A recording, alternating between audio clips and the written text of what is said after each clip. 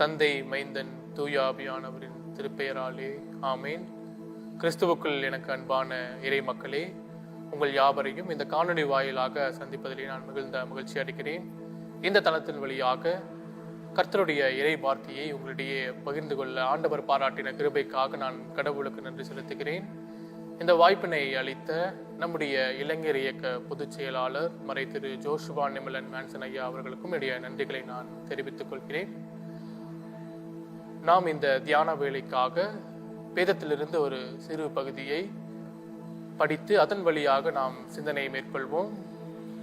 அது ஆதியாகமம் அல்லது தொடக்க நூல் 4ஆம் அதிகாரம் வசனங்கள் 1 தொடங்கி 5 முடிய உள்ள திருவசனங்களை நாம் படிக்க கேட்போம். ஆதியாகமம் 4 வசனங்கள் 1 தொடங்கி 5 முடிய உள்ள திருவசனங்கள். ஆதாம் தன் மனைவி ஏவாளுடன் கூடி வாழ்ந்தான். அவள் கருவுற்று காயினை பெற்றெடுத்தாள். அவள், ஆண்டவர் அருளால் ஆண்மகன் ஒருவனை நான் பெற்றுள்ளேன் என்றாள். பின்பு அவள் அவன் சகோதரன் ஆபேலை பெற்றெடுத்தாள். ஆபேல் ஆடு மேய்ப்பவன் ஆனான். காயின் நிலத்தை பண்படுத்துவன் ஆனான். சில நாட்கள் சென்றன. காயின் நிலத்தின் பலனிலிருந்து ஆண்டவருக்கு காணிக்கை கொண்டு வந்தான். ஆபேலும் தன் மந்தையிலிருந்து கொழுத்த தலையீட்டுகளை கொண்டு வந்தான். ஆண்டவர் ஆபேலையும் அவன் காணிக்கைகளையும் கனிவுடன் கண்ணோக்கினார். ஆனால் காயினையும் அவன் காணிக்கைகளையும் அவர் கனிவுடன் கண்ணோக்கவில்லை. ஆகவே காயின் கடுஞ்சினமுற்றான், அவன் முகம் வாடியது என்பதுவே. நம் கண்களை மூடி ஆண்டவரை நோக்கி ஜெபம் செய்வோம். அன்பின் நல்ல ஆண்டவரே, இந்த வேலைக்காய் நன்றி செலுத்துகிறோம். கர்த்தாவே, இந்த வேளையிலும் உம்முடைய வார்த்தைகளை நாங்கள் தியானிக்க இருக்கிறோம். சுவாமி, நீர் படிக்க கேட்ட இந்த வார்த்தைகளை கொண்டு எங்களோடு பேசும். உமது வசனமே சத்தியம். சுவாமி, ஆமேன். கிறிஸ்துவுக்குள் அன்பானவர்களே, படிக்க கேட்ட இந்த சிறு பகுதியின் வழியாக இன்றைக்கு நாம் ஒரு சிறு சிந்தனையை மேற்கொள்வோம். இந்த படிக்க கேட்ட இந்த 5 வசனமும் நமக்கு பழக்கப்பட்ட ஒரு வசனமே. குறிப்பாக இந்த லெந்து காலங்களிலே நாம் எப்படி வாழ வேண்டும் என்பதை குறித்து இந்த 5 வசனங்களும் நமக்கு சுட்டி காட்டுகிறது.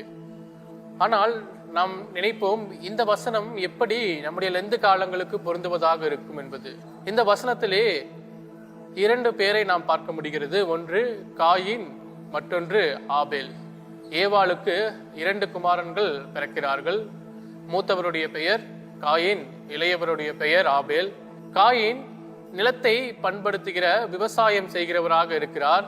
ஆபேல் ஆடு மேய்க்கிறவராக இருக்கிறார். அந்த காலகட்டங்களிலே இந்த விவசாயமும் ஆடு மேய்த்தலும் ஒரு மூல தொழிலாக அவர்களுக்கு இருந்து வந்தது.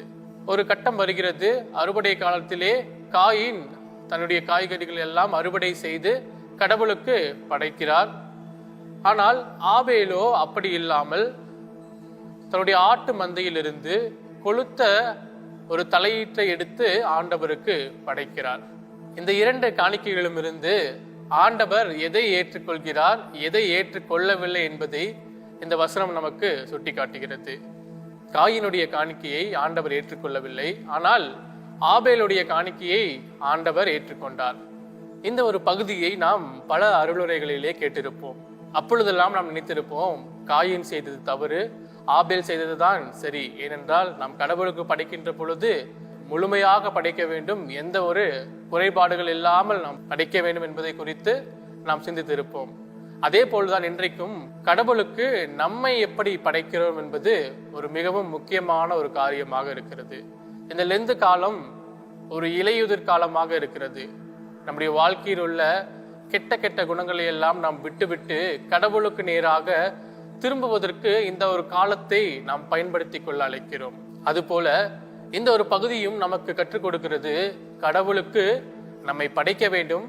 எப்படி படைக்க வேண்டும் என்றால் ஆபேலை போன்று நாம் நம்மை படைக்க வேண்டும்.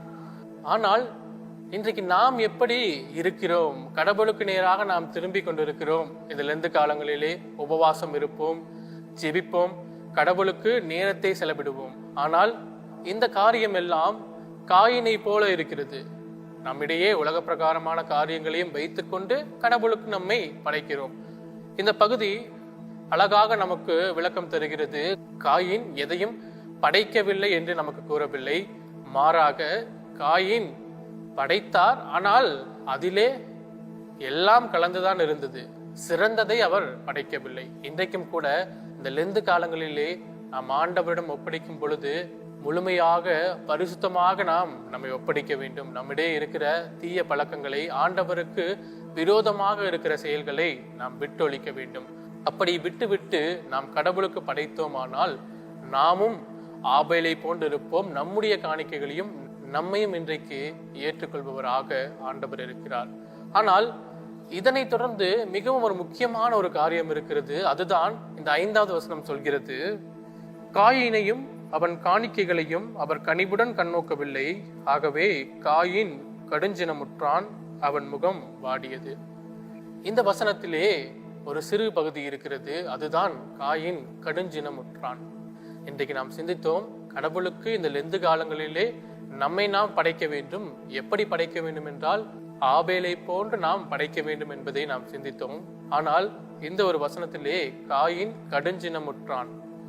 நாம் சிந்தித்து பார்ப்போம், கடவுளிடம் நம்மை நாம் படைக்கின்ற பொழுது எந்தெந்த காரியத்தை எல்லாம் நாம் விட்டுவிட வேண்டும் என்பதை இந்த வசனம் நமக்கு எடுத்துரைக்கிறது. அதுதான் கோபம்.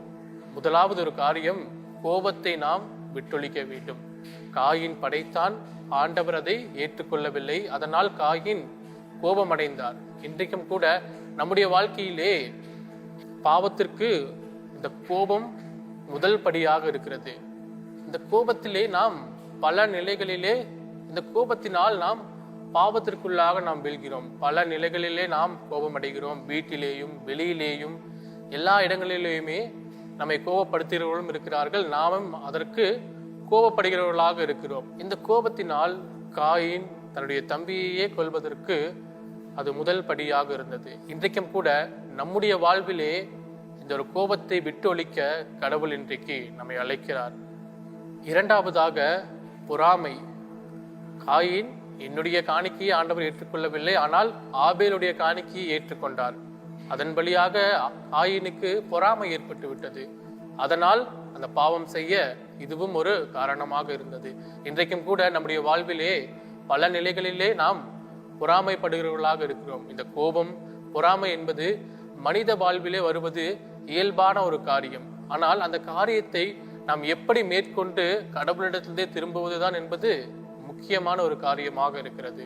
ஆகவே இன்றைக்கும் நாம் காயினை போன்று இல்லாமல் ஆபேலை போன்று கடவுளுக்கு நம்மை முழுமையாக படைக்க வேண்டும். அது எப்படி படைக்க வேண்டும் என்றால், பல காரியங்களை நம்மிடையே இருந்து ஒதுக்க இந்த லெந்து காலம் நமக்கு அழைப்பு விடுக்கிறது. இந்த காலத்தை நாம் பயன்படுத்திக் கொள்வோம். இந்த காலத்திலே அனைத்தையும் நாம் ஒரே நாளில் விட்டு விடுவது சிரமமான ஒரு காரியமாக இருக்கிறது. ஆனால் இந்த நாளிலே நாம் ஒரு முயற்சி எடுப்போம். 2 காரியங்களை கடவுள் நம்மிடமிருந்து இந்த பகுதியின் வாயிலாக விட்டுவிட அழைக்கிறார். அதுதான், 1 கோபம், 2 பொறாமை. இந்த 2 காரியங்களையும் நம்முடைய வாழ்விலிருந்து நாம் அகற்றிக்கொண்டே வருவோம். அப்படி அகற்றிக்கொண்டே வருகின்ற பொழுது நாமும் ஒரு நாள் ஆபேல் படைத்த அந்த காணிக்கையாக மாறுவோம்.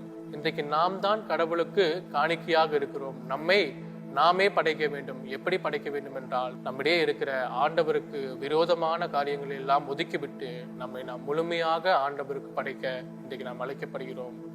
இந்த நாளிலே நாம் முடிவெடுப்போம்.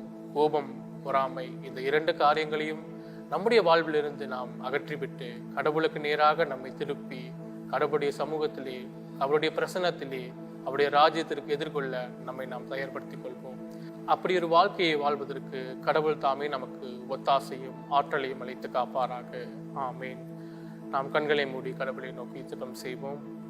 எங்களை நேசித்து வழிநடத்துகிற அன்பின் நல்ல ஆண்டவரே, இந்த நாளுக்காக நன்றி செலுத்துகிறோம். கர்த்தாவே, இந்த நாளிலும் ஆண்டவரே, இந்த பகுதியின் வாயிலாக நாங்கள் படிக்க கேட்ட இந்த திருவசனங்களிலே ஆண்டவரே எப்படி படைக்க வேண்டும் என்பதை குறித்து சிந்தித்தோம். சுவாமி, எங்களிடையே இருக்கிற என்னென்ன காரியங்களை நாங்கள் ஒதுக்கிவிட வேண்டும் என்பதையும் குறித்து நாங்கள் சிந்தித்தோம். எங்களுக்குள்ளாக இருக்கிற இந்த கோபத்தையும் இந்த பொறாமையும் ஆண்டவரே இந்த நாளிலே நாங்கள் விட்டுவிட முயற்சி எடுக்கிறோம் சுவாமி.